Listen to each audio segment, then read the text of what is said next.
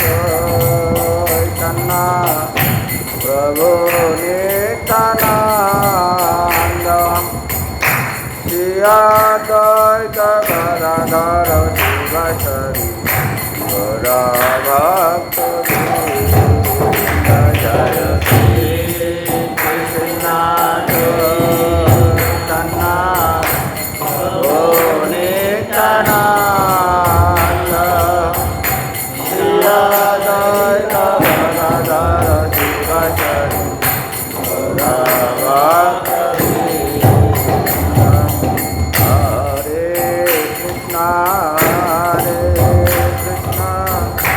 Krishna Krishna Hare Hare Hare Rama Hare Rama Rama Rama Hare Hare Hare Krishna Hare Krishna Krishna Krishna Hare Hare Hare Rama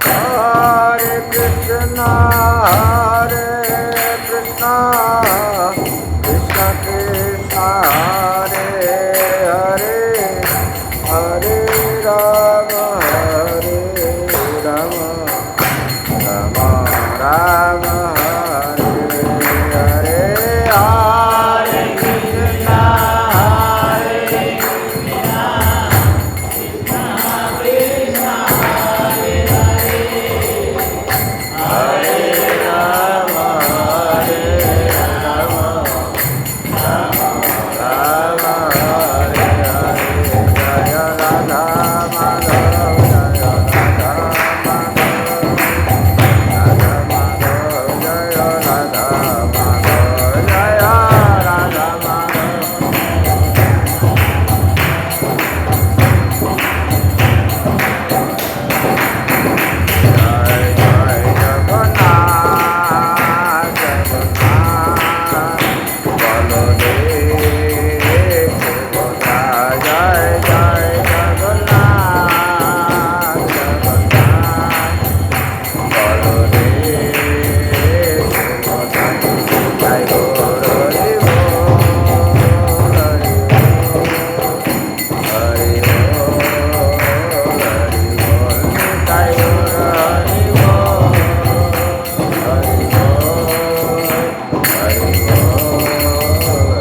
Bol जय जय जगन्नाथ देव बलदेव सुभद्रा महारानी की जय निताय गौर सीतनाथ प्रेमानंदे हरि हरि ओम अज्ञानतिमिरन्धस्य ज्ञानाञ्जनशलाकया चक्षुरुन्मीलितं येन तस्मै श्रीगुरुवे नमः श्रीचैतन्यमनोभीष्टं स्थापितं येन भूतले स्वयं रूपं कदामहं ददाति सपदा वन्दे अहं श्रीगुरु श्रीयुतपदकमलं श्रीगुरून् वैष्णवांश श्रीरूपं साग्रजातं सहगण रघुनाथं साद्वैतं साधुतं परिजनसहितं श्रीकृष्णचैतन्यदेवं श्रीराधा कृष्णपदं सहगण ललिता श्रीविशाखान्वितं नमयं विष्णुपादाय कृष्णप्रेष्ठाय भूतले श्रीमते भक्तिवेदान्त स्वामिनिति नामिने नमस्ते सरस्वतीदेवे गौरवाणी प्रचारिणे निर्विशेषशून्यवादी पाश्चात्यदेशधारिणे हे कृष्ण करुणा सिन्धु दीनबन्धु जगत्पते गोपेश गोपिकान्त राधाकान्त तप्त कांचन गौरांगी राधे वृंदावनेश्वरी ईशानुसुते देवी प्रणमामि नीलाचल निवासाय नित्याय परमात्मने बलभद्र सुभद्रवां जगन्नाथाय ते नमो महावादनाय कृष्ण प्रेम प्रदायते कृष्णाय कृष्ण चैतन्य नामे गौरतिष्ठे इंदाय तुलसी देवाय प्रियाय केशवसुच विष्णुभक्ति पदे देवी सत्यवते वंशाकल्पतरुभ्यश्च कृपा सिन्धुभ्येव च पतितानां पावनेभ्यो वैष्णवेभ्यो नमः। जय श्री कृष्ण चैतन्य प्रभु नित्यानंद श्री अद्वैत गदाधर शिवासादि हरे कृष्णा कृष्णा कृष्णा हरे हरे हरे राम राम राम हरे। ओम नमो भगवते वासुदेवाय। ओम नमो भगवते वासुदेवाय। ओम नमो भगवते वासुदेवाय। नारायणस्य नरोत्तमं देवीं संस्कृतं ततो जयमुदीरयस्तुप्रायस्य बुद्धस्य नित्यां भागवत सेवया भागवतमुत्तम श्लोके भक्तिर्भवति नमोऽयं विष्णुपादाय कृष्णपृष्ठाय भूतले श्रीमते जयपताकास्वामिनिति नमः। नमाचार्यपादाय निताय कृपदायिने गौरकथा दामोदर जय जय पति पावन श्री महाराज की। श्रीमद् भागवतमेर द्वितीय स्कंद चतुर्थ अध्याय 16तम श्लोक। सृष्टिर प्रकरणे प्राथमिकभावे भगवानेर नानान अचिन्त्य भेदाभेद तत्व आलोचना हয়েছে এবং সেই ভেদাভেদ তত্ত্ব আলোচনা হওয়ার পর ভগবান সেই গীতায় যেমন সারা গীতায় ভগবান ভগবত তত্ত্ব মানে জীব তত্ত্ব ভগবত তত্ত্ব ইত্যাদি সম্বন্ধ বুঝিয়েছেন। অন্তিমে বলেছেন সর্বধর্ম পরিত্যাজ্যং মামকা শরণং ব্রজ। তো এই অধ্যায়ের এই এখন যে 16তম শ্লোক সেই 16তম শ্লোকেও এই ধরনেরই একটি উপস্থাপনা তিনি করেছেন কি বিচক্ষণা চরণ উপসাধনাৎ সঙ্গম উদস্য উভয়তয়ন্তয়াত্মনা বিদন্তি হি ব্রহ্ম গতিম গত কলমা তস্মাই সুভদ্র শ্রবসে নমো নমঃ। বিচক্ষণা চরণ উপসাধনাৎ সঙ্গম বুধস্য উভয়তয়ন্তয়াত্মনা বিদন্তি হি ব্রহ্ম গতিম গত কলমা তস্মাই সুভদ্র শ্রবসে নমো নমঃ। বিচক্ষণা চরণ উপসাধনাৎ সঙ্গম বুধস্য উভয়তয়ন্তয়াত্মনা বিদন্তি হি ব্রহ্ম গতিম গত কলমা তস্মাই সুভদ্র শ্রবসে নমো নমঃ। অনুবাদ। আমি সর্বমঙ্গল ভগবান শ্রীকৃষ্ণকে বারংবার আমার প্রণতি নিবেদন করি। তার চরণ কমলের শরণ গ্রহণ করার ফলে পরম বুদ্ধিমান ব্যক্তিরা বর্তমান এবং ভবিষ্যতের সমস্ত জড়া শক্তি থেকে মুক্ত হন এবং অনায়াসে চিন্ময় জগতের প্রতি অগ্রসর হন। তাহলে কি বলেছেন যে আমি সেই ভগবানের চরণে আত্মনিবেদন করি, প্রণতি নিবেদন করি। প্রণতি মানে কি? প্রণাম করা মানে নিজেকে নিবেদন করা। কার কাছে? সেই ভগবানের কাছে, যার কাছে চরণে শরণ নিলে কি হয়? চিন্ময় জগতের প্রতি অগ্রসর হওয়া যায়। তাহলে ভগবান শ্রীকৃষ্ণ অর্জুন তথা তার সমস্ত অন্যান্য ভক্তদের বারংবার উপদেশ প্রদান করেছেন। সে কী উপদেশ প্রদান করেছেন আমরা ভগবত গীতায় সেগুলো জানি। যে সর্বগুহ্যতমং ব্রুহ সিনমে পরং বচ ইষ্টয়সি মে ধীরমিতে তত বক্সামি তে হিতম। বলছে হে অর্জুন, তুমি আমার অত্যন্ত প্রিয়। এবং তারপরে কি বলছে? যে মন্মনা ভব মদ্ভক্ত মজ্জাজি মাম নমস্কুরুম মাময় ভবসি শতং তে প্রতি জানে প্রিয়সি মে। তারপরে আবার কি বলছেন? সর্বধর্ম পরিত্যাজ্যং মামকা শরণং ব্রজ অহং তাং সর্বপাপেভ্যো মোক্ষয়াস্মি মা শুচ। হে অর্জুন, তুমি আমার অত্যন্ত প্রিয়। অর্জুন ভগবানের কী ছিল? অত্যন্ত প্রিয় পাত্র, এবং তাই তোমার কল্যাণের জন্য আমি আমার গুহ্যতম উপদেশ তোমার কাছে প্রকাশ করব। ভগবান তার কাছেই গুহ্যতম কথা বলেন যিনি প্রিয়। যেমন আমরা কাকে গোপন কথা বলি আমার নিজের সম্পর্কে? প্রত্যেকের জীবনেই কিছু গুহ্যতম তত্ত্ব থাকে। এমন নয় যে আপনি আমার পরিচিত বলে আপনার সম্পর্কে সব কিছু আমি জেনে গেছি। আপনার ভিতরে এমন অনেক গোপন তত্ত্ব থাকে যা আমরা জানতে পারি না। সেই জানতে পারে যে তার প্রিয়জন হয়, প্রীতিভাজন হয়, তাই না? তো অর্জুন হলেন ভগবানের প্রীতিভাজন, মানে প্রিয়জন।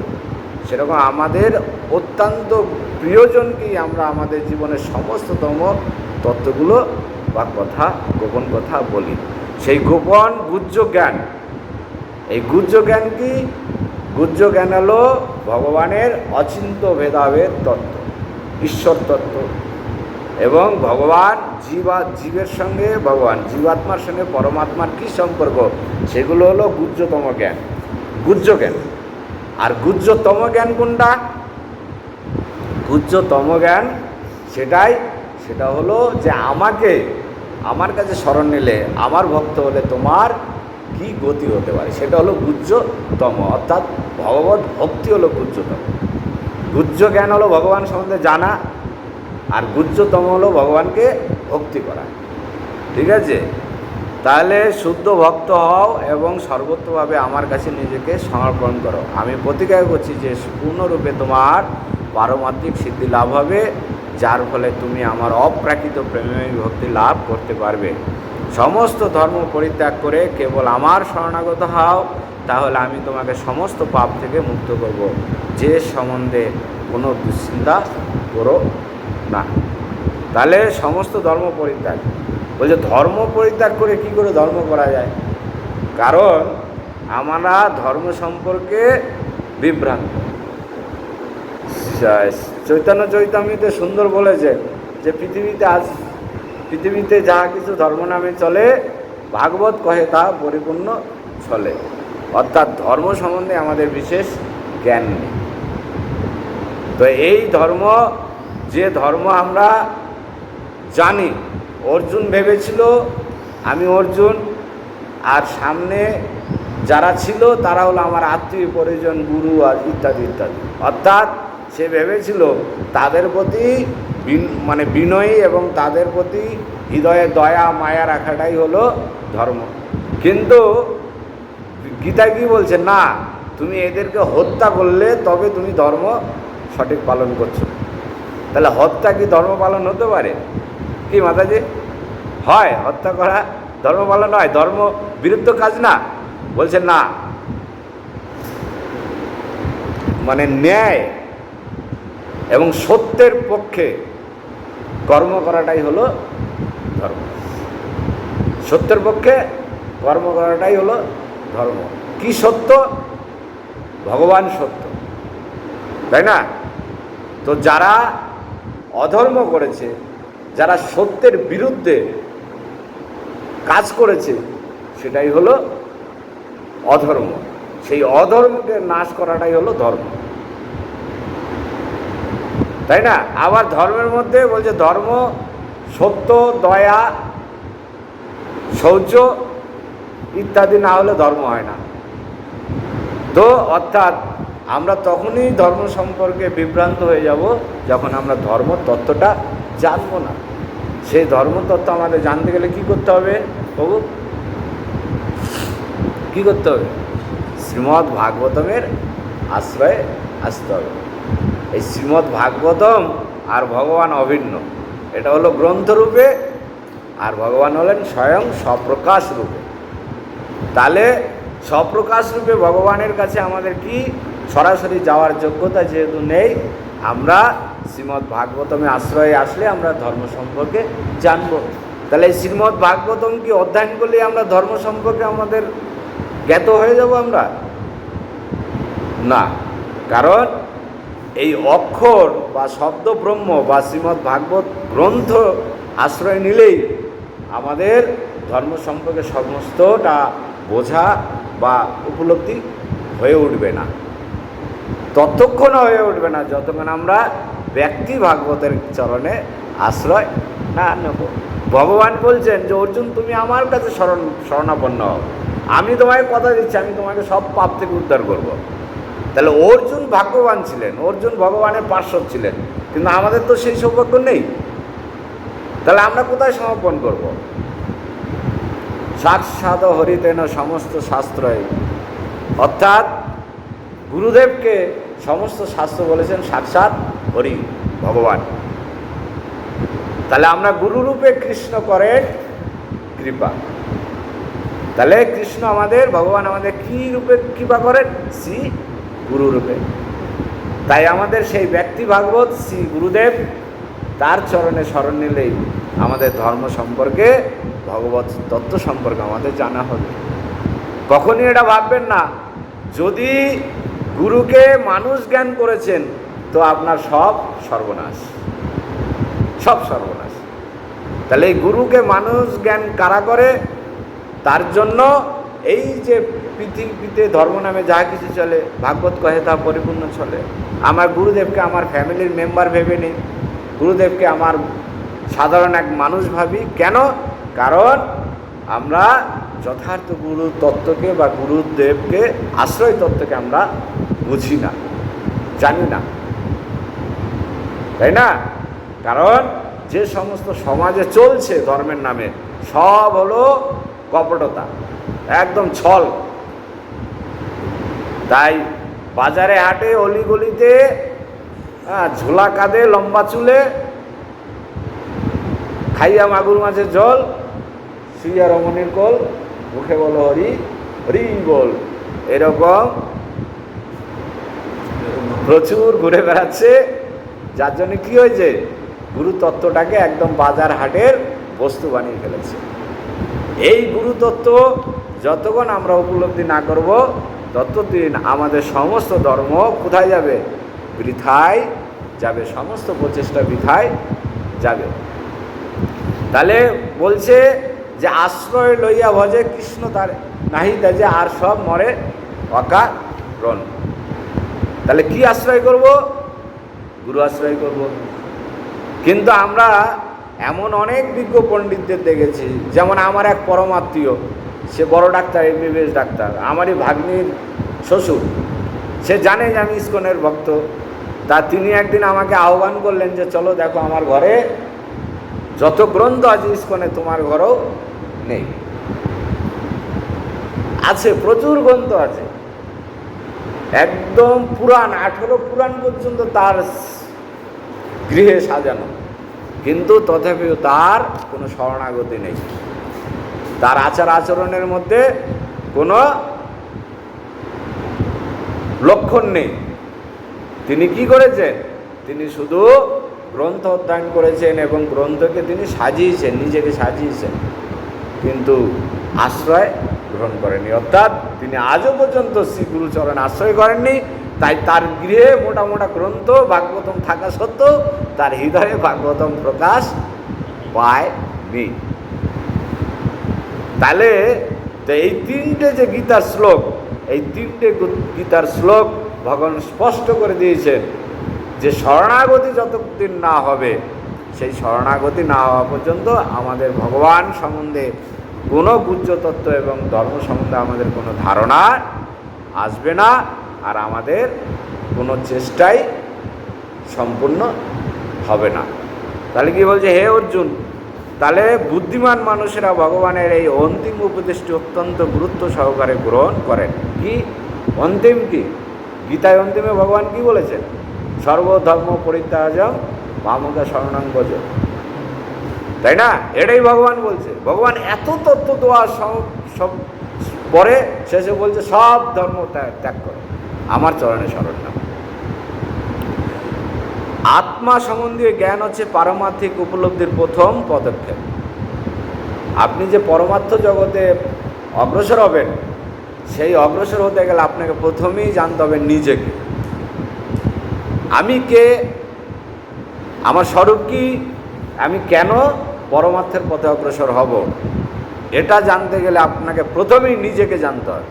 যখনই আপনি জেনে যাবেন যে আহম ব্রহ্মস্মি, আমি ভগবানের সন্তান, হ্যাঁ, যখন জেনে যাবেন আমি রাজার ছেলে, তাহলে ভিখারির মতো ওই ফুটপাতে আপনি থাকবেন নাকি না ওই সেই ফুটপাতে রকে বসা ছেলেদের মতো আচরণ করবেন?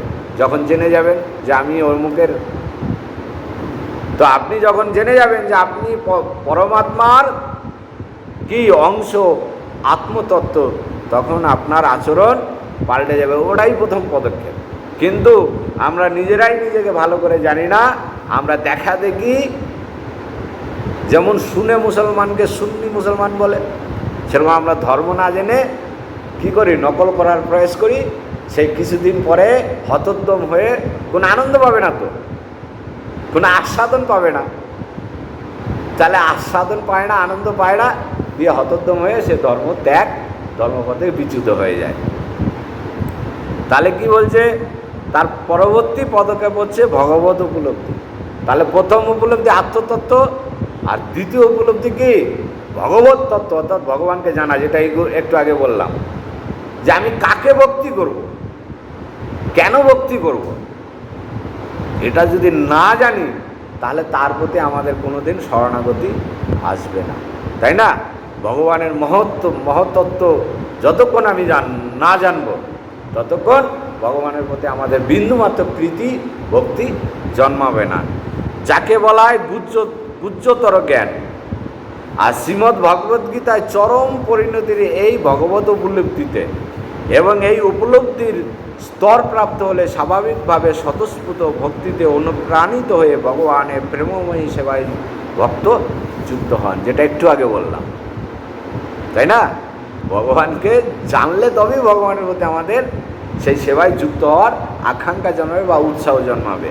সর্বদাই এই ভগবত ভক্তির ভিত্তি হচ্ছে ভগবত প্রেম। তাহলে এই ভগবত ভক্তির ভিত্তি কি? ভিত্তি হলো প্রেম। কি প্রেম? ভালোবাসা, তার প্রতি অনুরাগ, আসক্তি। এগুলো কখন আসবে? যখন তাকে আমরা যত জানবো তত প্রেম আসবে। ভগবানের দর্শনের প্রয়োজন নেই। রূপকিনী কৃষ্ণকে কোনোদিন দর্শন করেনি, কিন্তু কৃষ্ণকে প্রেম করে ফেলেছে। কি করে? যারে আমি চোখে দেখিনি তার অনেক গল্প শুনেছি, গল্প শুনে তাকে আমি অল্প অল্প ভালোবেসেছি। একটা গান আছে না, আপনি তার গল্প শুনেছেন, তার গল্প শুনে, তার মহিমা শ্রবণ করে আমার হৃদয়ে তার প্রতি অনুরাগ জন্মেছে, প্রেম জন্মেছে। তাহলে এই ভগবানের মহিমা কীর্তন শ্রবণ করতে হবে। ভগবানের মহিমা কীর্তন যত শ্রবণ করব ততই ওই রূপকিনীর মতো আমাদের অন্তরে কৃষ্ণ প্রীতি, কৃষ্ণ প্রেম জন্মাবে এবং তাকে পাওয়ার আকাঙ্ক্ষা জন্মাবে। আর যখনই আকাঙ্ক্ষা জন্মাবে, যখনই আমাদের প্রেমপত্র ওই রূপকিনীর মতো কৃষ্ণের কাছে পৌঁছে যাবে, তাহলে ওই রূপকিনীর প্রেমপত্রটা কে পৌঁছে দিয়েছিল জানা আছে কারো? বাবু, রূপকিনী যে আবেদন, হ্যাঁ, রূপকিনীর প্রেমপত্রটা এক সাধু, তিনি সাধু ছিলেন, সাধু পৌঁছে দিয়েছিলেন। তাহলে প্রেমপত্র, রূপকিনী তো রাজকন্যা, তার তো অনেক বান্ধবী ছিল, সেবাদাসী ছিল, কেন তাদেরকে দিয়ে পাঠালেন না প্রেমপত্রটা? মাতাজি কেন পাঠালেন না? কারণ কৃষ্ণ প্রেম সম্বন্ধে যাদের অভিজ্ঞতা নেই, প্রেম ভালোবাসা সম্বন্ধে যাদের কোনো অনুভূতি নেই, তারা ভক্তের প্রেম ভালোবাসা ভগবানের কাছে পৌঁছে দিতে পারে না। তার জন্য সাধুর প্রয়োজন হয়। সাধুর মাধ্যমে আশ্রয়ে ভগবানের প্রতি প্রীতি প্রেম সংবাদ পৌঁছাতে হয়। এটা হলো তাৎপর্য। তাহলে সেই ভগবানের প্রতি প্রীতি প্রেম কার মাধ্যমে পৌঁছাবে? সাধু গুরু বৈষ্ণব আমার সেই শ্রী গুরুদেব মাধ্যমে আমার এই প্রেম, আমার এই ভালোবাসা কৃষ্ণের কাছে পৌঁছাবে। কৃষ্ণ তখন কি করবে? এই যে রূপকিনীকে তার মায়া, তার ভাই, দাদা এবং সমস্ত আত্মীয় পরিজন ঘিরে রেখেছিল, আর কৃষ্ণ এসে আমাদেরও রূপকিনীর মতো সেই মায়ায় আবদ্ধ হয়ে আছি আমরা, কৃষ্ণ এসে আমাদেরকে সেখান থেকে উদ্ধার করে নিয়ে যাবেন। কোথায় নিয়ে যাবেন? নিজের ধামে, স্বধামে, যিনি সেখানে নিবাস করছেন। এবং কি করবেন? নিয়ে গিয়ে আমাদের দাসদাসী করবেন। কি করবে প্রভু? হ্যাঁ, রূপকিনীকে উদ্ধার করে কি করেছিল? সব থেকে অন্তরঙ্গ সঙ্গিনী করেছিলেন, অন্তরঙ্গ স্ত্রীর পদ দিয়েছিলেন। সেরকম এই আমরা বা আপনারা সকলেই হলেন সেই রূপকিনীর স্বরূপ। ভগবান আপনাকে মায়া থেকে উদ্ধার করে কোথায় রাখবেন? তার স্বধামে এবং অন্তরঙ্গ পার্শ্বদ করে রাখবেন। আপনি সর্বদাই কৃষ্ণ প্রেম আস্বাদন করার সুযোগ পাবেন। ঠিক আছে? বলছে বিভিন্ন স্তরে মানুষদের ভিন্ন ভিন্ন উপদেশ দেওয়া হয়েছে। শ্রীমদ্ ভাগবত গীতায় বিভিন্ন স্তরের মানুষদের বিভিন্ন জ্ঞান দেওয়া হয়েছে। ঠিক আছে? এবং সেখানে বর্ণাশ্রম ধর্ম, সন্ন্যাস ধর্ম, ইন্দ্রিয় দমন, ধ্যান, যোগ, সিদ্ধি আদি বিভিন্ন পন্থার বর্ণনা করা হয়েছে। কিন্তু যিনি সর্বত্রভাবে ভগবানের শরণাগত হয়ে তার প্রতি স্বতঃস্ফূর্ত প্রেমবশত সেবা সম্পাদন করেন, তিনি প্রকৃতপক্ষে বেদে বর্ণিত সমস্ত জ্ঞানের সারমর্ম যথাযথভাবে হৃদয়ঙ্গম করতে পেরেছেন। তাই না? আমরা অনেক আছে, দেখবেন অনেক সাধক আছে, যোগসিদ্ধি, বিভিন্ন যোগসিদ্ধির মাধ্যমে ভগবানকে পেতে চায়। কিন্তু আপনি যখন ভগবানের কাছে শরণাগত হবেন, তখন আপনি উপলব্ধি করতে পারবেন যে ভগবানের সেবা, ভগবানের ভক্তি, প্রেম, সেবাটাই হলো প্রকৃত ভগবত